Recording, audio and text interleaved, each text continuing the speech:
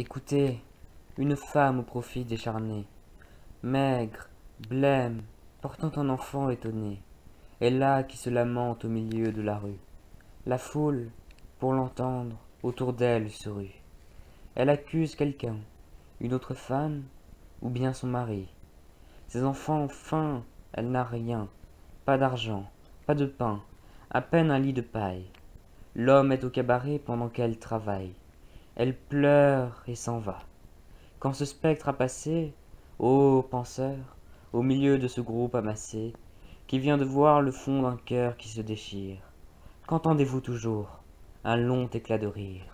Cette fille au doux front a cru peut-être, un jour, avoir droit au bonheur, à la joie, à l'amour.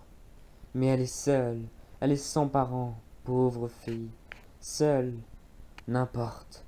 Elle a du courage, une aiguille. Elle travaille et peut gagner dans son réduit.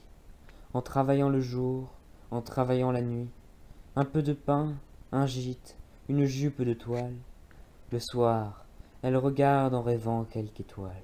Et chante au bord du toit tant que dure l'été. Mais l'hiver vient, il fait bien froid en vérité. Dans ce logis mal clos tout en haut de la rampe, les jours sont courts, il faut allumer une lampe.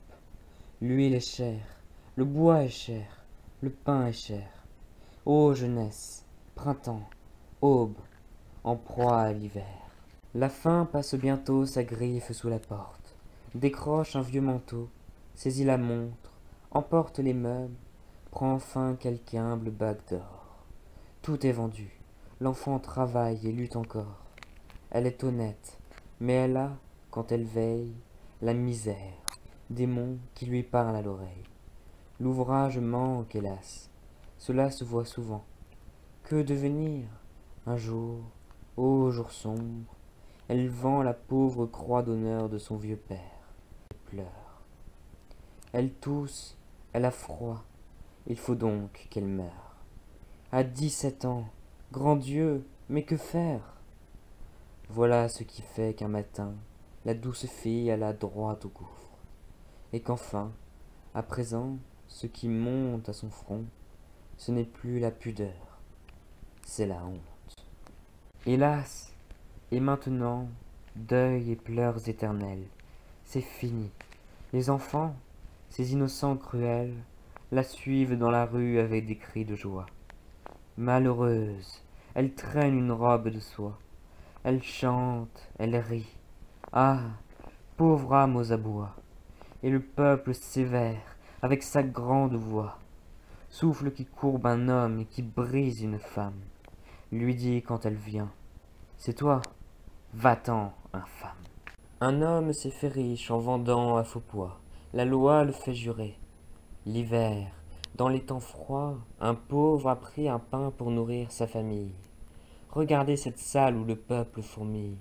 Ce riche y vient juger ce pauvre. Écoutez bien, c'est juste, puisque l'un a tout et l'autre rien. Ce juge, ce marchand, fâché de perdre une heure, jette un regard distrait sur cet homme qui pleure, l'envoie au bagne et part pour sa maison des champs. Tous s'en vont en disant: c'est bien, bons et méchants. Et rien ne reste là qu'un Christ pensif et pâle, levant les bras au ciel dans le fond de la salle. Un homme de génie apparaît. Il est doux, il est fort, il est grand, il est utile à tous. Comme l'aube au-dessus de l'océan qui roule, il dort d'un rayon tous les fronts de la foule. Il luit, le jour qu'il jette est un jour éclatant. Il apporte une idée au siècle qui l'attend. Il fait son œuvre, il veut des choses nécessaires, agrandir les esprits, amoindrir les misères. Heureux dans ces travaux dont les cieux sont témoins, si l'on pense un peu plus, si l'on souffre un peu moins, il vient. Certes, on le va couronner, on le hue. Scribes, savants, rhéteurs, les salons, la cohue, ceux qui n'ignorent rien, ceux qui doutent de tout, ceux qui flattent le roi, ceux qui flattent les goûts, tous hurlent à la fois et font un bruit sinistre. Si c'est un orateur ou si c'est un ministre, on le siffle. Si c'est un poète, il entend ce cœur, absurde, faux, monstrueux, révoltant. Lui, cependant, tandis qu'on bave sur sa palme, debout, les bras croisés, le front levé, l'œil calme. Il contemple serein l'idéal et le beau. Il rêve et par moments il secoue un flambeau qui, sous ses pieds, dans l'ombre, éblouissant la haine, éclaire tout à coup le fond de l'âme humaine. Où, ministre, il prodigue ses nuits et ses jours. Orateur, il entasse ses forts travaux, discours. Il marche, il lutte, hélas, l'injure ardente et triste.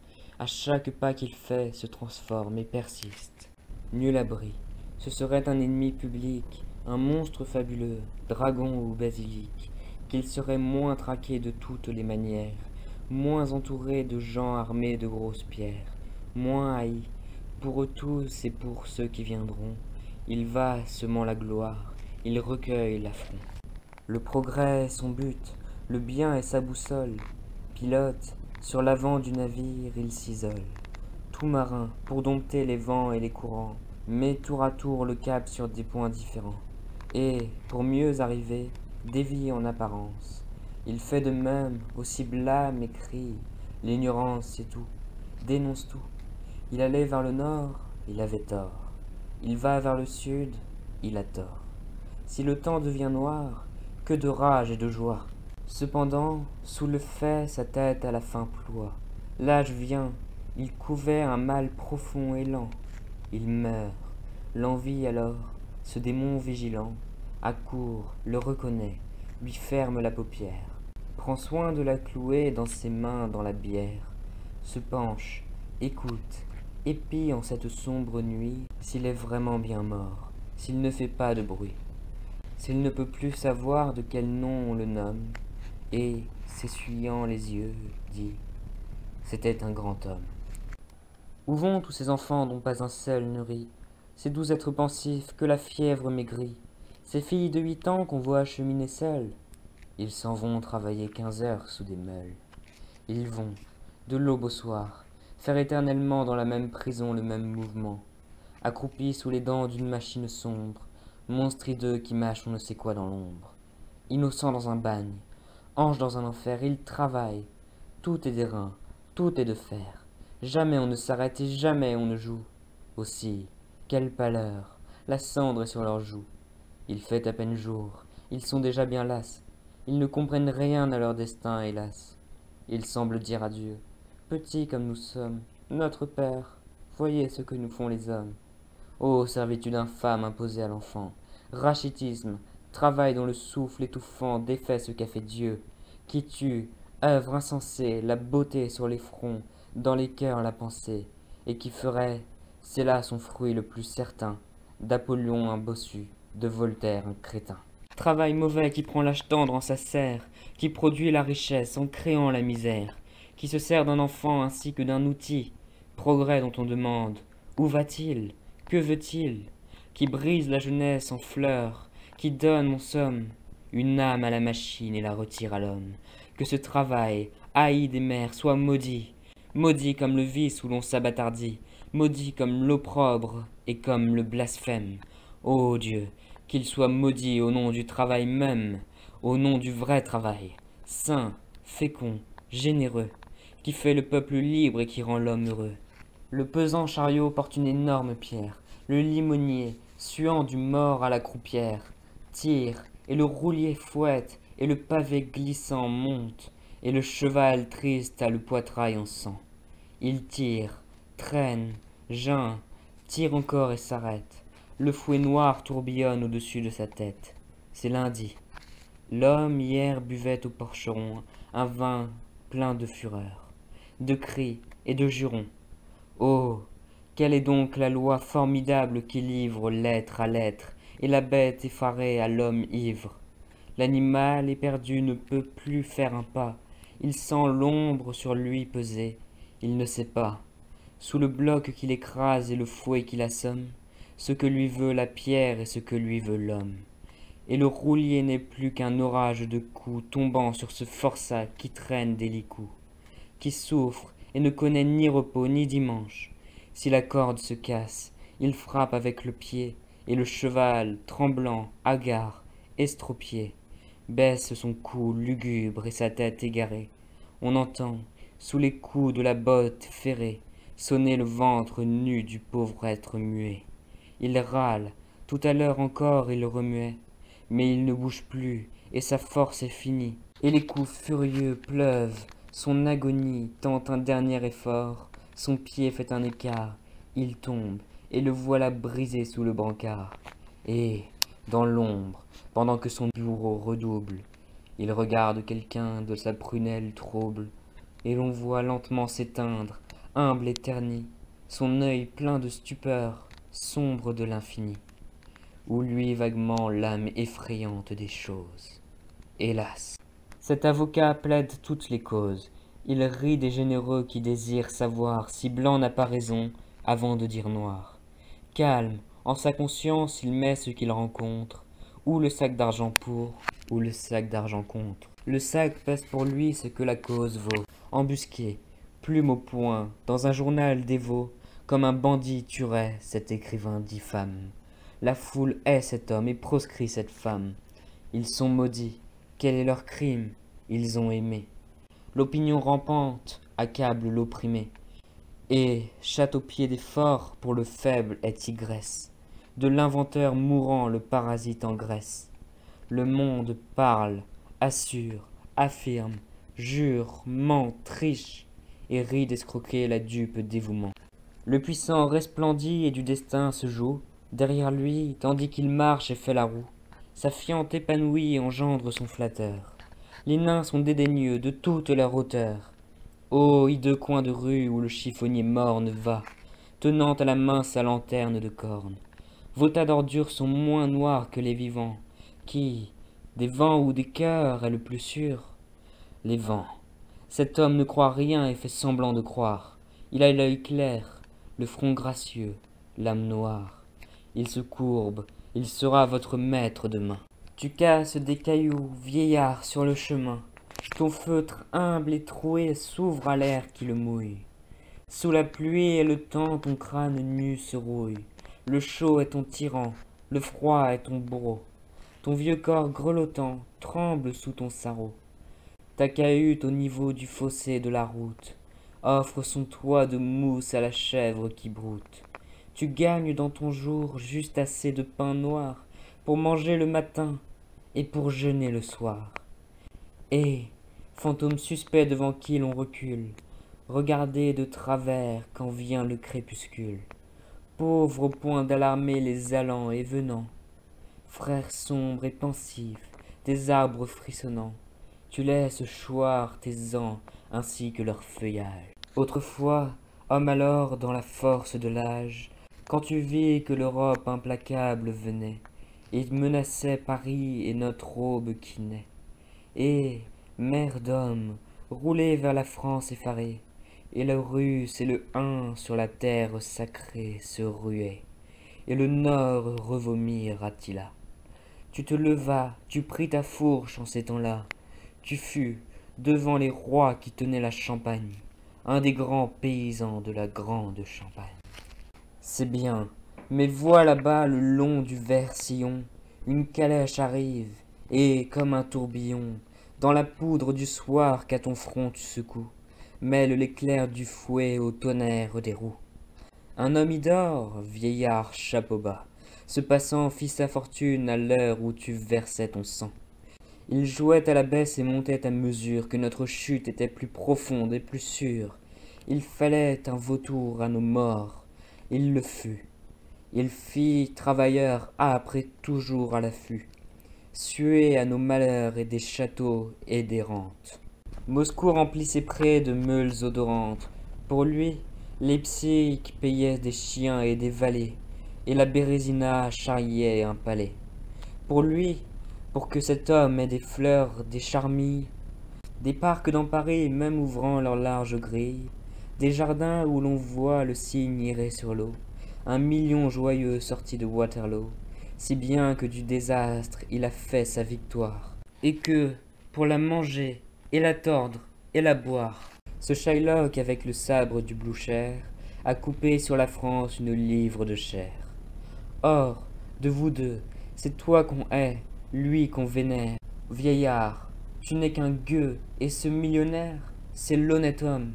Allons, debout et chapeau bas. Les carrefours sont pleins de chocs et de combats. Les multitudes vont et viennent dans la rue. Foule, sillon creusé par ces mornes charrues. Nuit, douleur, deuil, chant triste où souvent a germé un épi qui fait peur à ceux qui l'ont semé. Vie et mort, onde où l'hydre à l'infini s'enlace. Peuple océan jetant l'écume populace. Là sont tous les chaos et toutes les grandeurs. Là, fauve, avec ses maux, ses horreurs, ses laideurs, ses larves, désespoir, haine, désir, souffrance, qu'on distingue à travers de vagues transparences. Ces rudes appétits, redoutables aimants, ces prostitutions, ces avilissements, et la fatalité des mœurs imperdables. La misère épaissit ses couches formidables. Les malheureux sont là, dans le malheur reclus. L'indigence, flux noir, l'ignorance, reflux. Monte marée affreuse et parmi les décombres, roule l'obscur filet des pénalités sombres. Le besoin fuit le mal et le tente et le suit. Et l'homme cherche l'homme à tâtons. Il fait nuit. Les petits enfants nus tendent leurs mains funèbres. Le crime, entre béant, s'ouvre dans ses ténèbres. Le vent secoue et pousse, et ses froids tourbillons, les âmes en lambeaux dans les corps en haillons. Pas de cœur où ne croisse une aveugle chimère. Qui grince des dents, l'homme, et qui pleure, la mère. Qui sanglote, la vierge aux yeux hagards et doux. Qui dit j'ai froid, l'aïeul, et qui dit j'ai faim. Tous, et le fond est horreur, et la surface est joie. Au-dessus de la faim, le festin qui flamboie, et sur le pâle amas des cris et des douleurs, les chansons et le rire et les chapeaux de fleurs. Ceux-là sont les heureux, ils n'ont qu'une pensée. À quel néant jeter la journée insensée? Chiens, voitures, chevaux, cendres aux reflets vermeils, poussière dont les grains semblent d'or au soleil. Leur vie est au plaisir sans fin, sans but, sans trêve, et se passe à tâcher d'oublier un rêve. L'enfer au-dessous d'eux et le ciel au-dessus. Quand on voit le Lazare, on efface Jésus. Ils ne regardent pas dans les ombres moroses, ils n'admettent que l'air tout parfumé de rose. La volupté, l'orgueil, l'ivresse et le laquais, ce spectre galonné du pauvre à leur banquet. Les fleurs couvrent les seins et débordent des vases. Le bal, tout frissonnant de souffle et d'extase, rayonne, étourdissant ce qui s'évanouit. Éden étrange fait de lumière et de nuit. Les lustres au plafond laissent prendre leur flamme, et semblent la racine ardente et pleine d'âme de quelque arbre céleste épanoui plus haut.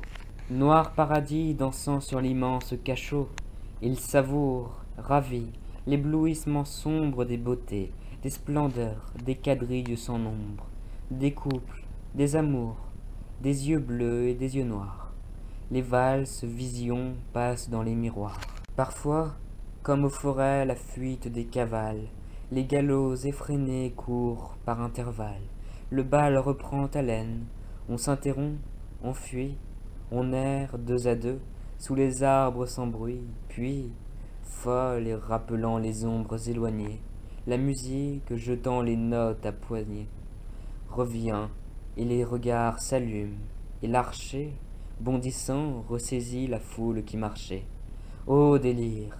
Et dansant et de bruits enivrés, l'heure emporte en riant les rapides soirées, et les nuits et les jours, feuilles mortes des cieux. D'autres toute la nuit roulent les dés joyeux, ou bien, âpres, et mêlant les cartes qu'ils caressent, ou des spectres riants ou sanglants apparaissent, leur soif de l'or, penchée autour d'un tapis vert, jusqu'à ce qu'au volet le jour bâille entr'ouvert.